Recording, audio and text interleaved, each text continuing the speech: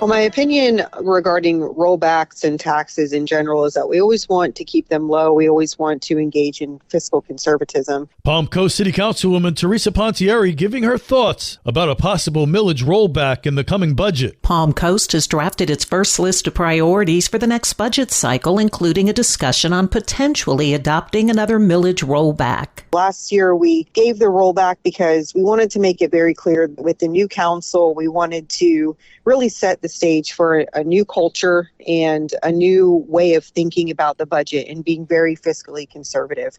We were able to give that rollback. It was a 4-1 vote. Matter of fact, Vice Mayor Danko was the only one that didn't vote for the rollback last year. The Strategic Action Plan priority items provide a guide for how and what items are prioritized in the new budget, including the city's infrastructure needs, according to Pontieri. This year, we're really concerned that we're not going to be able to meet many of the infrastructure and the public safety needs if we do the rollback. So I just want to look at the budget as a whole before I commit to saying we are going to engage in another rollback. But if it's possible, we can meet the citizens' needs. I am 100% on board for it. Rollback in millage is when the property tax rate of the coming year is rolled back to the point where the government will not take in more money next year than it did this year. I engage in really strong scrutiny of our budget all year round, from every single contract that I vote to approve to every single development that comes across my desk, making sure that we have infrastructure needs before we approve it,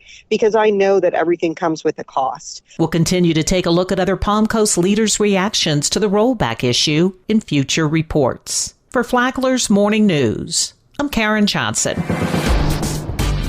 Good morning, Flagler County. I'm Rich Carroll. You're listening to Flagler's Morning News on Thursday, May 2nd. Over the weekend, deputies made 23 arrests, conducted 83 traffic stops, and handled 661 calls for service. Flagler County Sheriff Rick Staley talking about this past weekend's work for his deputies. Some of the highlighted cases of the 19-year-old was arrested for sending threatening messages to a high school student. Sheriff Staley with a warning for suspect Micah McGuire's parents. Be the sheriff in your home. Talk to your kids. Explain to them the proper way to handle disputes.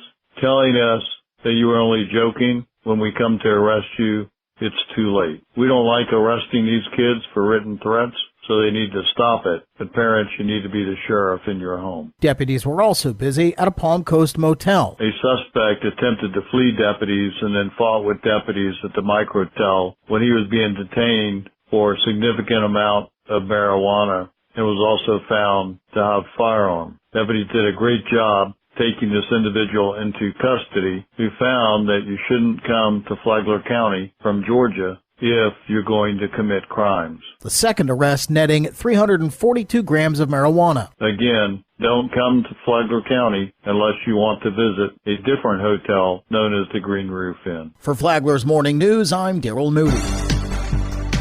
This local news is a service of Flagler County's Toyota dealer, Beaver Toyota US 1 St. Augustine, here to wow you. Could you step outside your comfort zone? Vern Shanks said that he did it so that he could be in the entertainment industry. To leave a job to pursue your own thing, to become the boss of your own thing. And other than a few jobs here and there, I haven't worked for anybody in 40 years or something like that. Shanks said that he had jobs in which he was comfortable, jobs in which he would have worked his way up and been in charge. But that wasn't what he wanted. He wanted to be in the entertainment industry so the kids wouldn't pick on him. You can listen to Business Minds Coffee Chat with host Jay Shear here on WNZF on Saturday mornings at 8:30 or anytime on the Flagler radio app. Tomorrow, don't dream it, do it. From the WNZF Newsroom, I'm Deb Albertson. In light of dry conditions hindering the growth of new sod at the small dog park in James F. Holland Memorial Park, the facility will remain closed for an additional 4 weeks. The new sod installation is part of a series of upgrades for the park, which also includes the installation of a 4-foot concrete apron and block wall in the northeast area to combat erosion, along with adjustments and repairs to the irrigation system. The anticipated reopening date for the park is now set for Monday, May 27th. And now you're up to date on Flagler's Morning News. I'm Rich Carroll.